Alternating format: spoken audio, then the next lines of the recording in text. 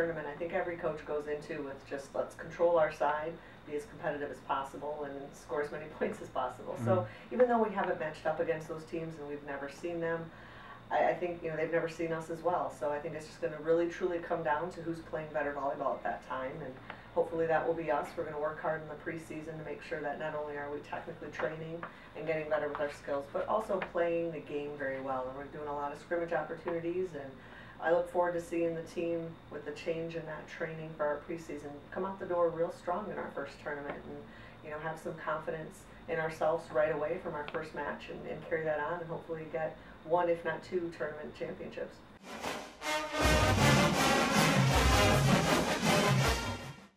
Well, in-state opponents are fun. We don't have that luxury in our conference schedule because we're the only Illinois team.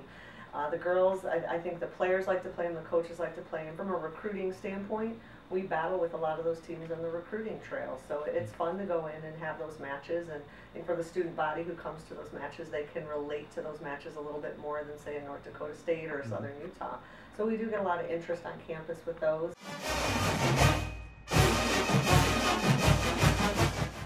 It'll be nice to have that breakup. Again, the monotony of a Friday-Saturday schedule as the season goes on can be challenging to a team. But we're just going to take that and play on a Monday night, have a Tuesday off, and let those small nuances be something that kind of rejuvenates us as the season progresses.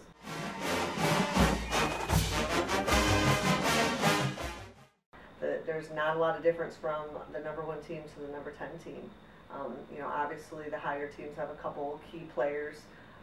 Kelly Fegan on South Dakota State University was just with the A2 Olympic team, and she's the reigning player of the year. She's phenomenal, fun to watch.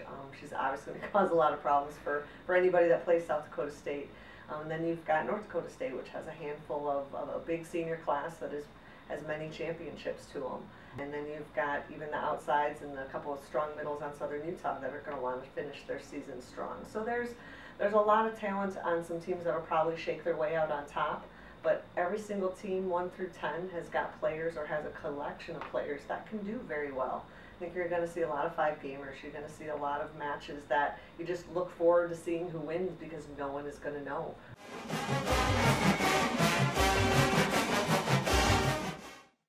Well, so far, with all of her experience right now, just being in the office it's been great working with her. She jumps right in, takes a lot of initiative, doesn't need a lot of supervision. So as a boss, it's always great to have that type of employee, but she's also very passionate. One element to her coming to Western is not only did she coach at SIUE, but she played there. So her past 6 years, she's been a Cougar, and it's in her blood. She played there. That's her alma mater. So for her to come in and change from being a Cougar to a Leatherneck and to be excited and passionate to do so is great to see.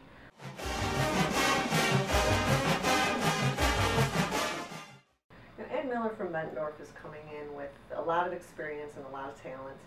In camp she did very well. She does have to transition some of her skills to be more effective at this level, but she's very open and willing to make those changes. Very coachable, very focused, and those are intangibles that you need your players to come in with. She's very excited about what her goals are and how she fits in, and I'll be pushing her. The players that can come in and start as freshmen, I push and make sure. I think she's tough enough to handle it. She's going to come in and not only be very skilled, but she's also going to come in and be a very tough competitor. Sam definitely reminds me of Ashley Baker in a lot of ways. Physically, when you look at her, she has some similarities, beyond just being left-handed. I love the right side attack, and in volleyball, the right side attack is more dominant for a left-handed person to go in there and work their angles. And it's an area on the court that when you have someone out there that is a really dominant right side, it changes the dynamic of your team. With Molly Murphy and Bailey Kalapek, we have two really solid young players coming in who are looking forward to work with Bridget Murphy. And Bridget Murphy's looking forward to having that leadership role with them. Each of those three players has a unique style to them, has unique personalities to them. So I'm going to have a lot of options defensively. I'm going to have some quickness, some athleticism, some vocal leadership, just some hardcore competitiveness. Molly is very similar to Bridget, and not in just the last name, but in their style of play. I call them grinders or blue-collar kids that just get out there and just grind it out and just play. Bailey will come in, being from a different area. It's a different style of volleyball that they play versus Southside Chicago. style volleyball, so you know the benefits that she has. She's a little bit more technical. She has a great volleyball IQ, which I'm really looking forward to having in that position. And I just think between all three of them, I'm going to have a lot of really good options. And there's a strong possibility that all three of them will be on the court in some capacity. And that's great because, you know, I love defensive players. I love having solid defense. And we're ready to go back to the days where we were digging 19, 20 balls a game. It's been a couple years, and I'm ready to dig that many balls again. You know, Mallory Gibson is the most athletic player coming in this year's class. We're really looking forward to taking a player who has all those intangibles that you hope for in a player with the athleticism and the quickness, and then adding the volleyball part. You know, she's not as refined of a volleyball player as the other players because she was spending her time, you know, on the basketball court doing great things there, as well as on, you know, on the track, jumping and with high jump and triple jump and so forth. So, you know, when she wasn't in the gym, she was definitely making use of her time. And any coach will say, when you have an athlete, you can do great things with an athlete. Sarah Fetter will do real well for us as a transfer from Illinois State.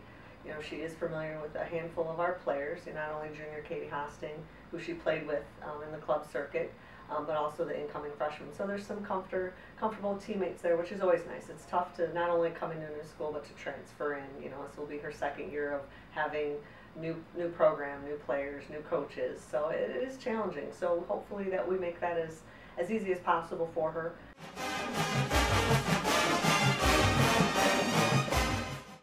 This year's senior class has spent the last spring season really self-reflecting and looking at what they want to do to cap off their careers.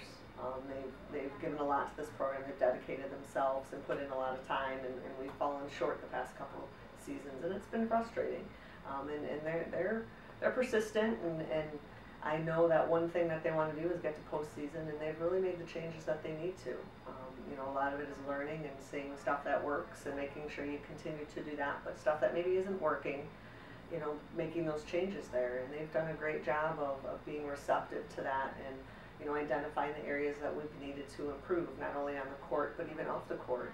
And I think my relationship with them has really grown this past year in terms of being on that same page about being on the program and how, you know, what they put into the program and what they receive from the program. And they're a great group of young ladies who've done nothing but work hard and dedicate themselves. So I'm really hoping that this year it all comes to fruition with them, and that they really can look back at their time here and be proud of what they've done, and proud of the time that they've had here, and knowing that they gave everything they could to have the opportunities that they have.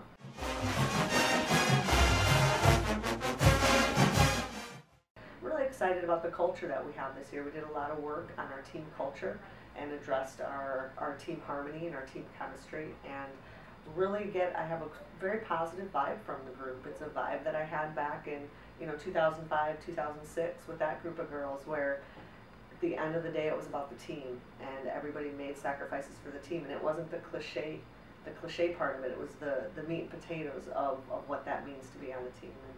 And I think they're understanding that, and they're seeing how great it is to be in an environment that people trust one another, and that how that trust on and off the court is going to affect how we play, and is how it's going to affect just our whole experience this season. So that's something that I think is going to elevate our game in a way that we haven't seen the past couple years.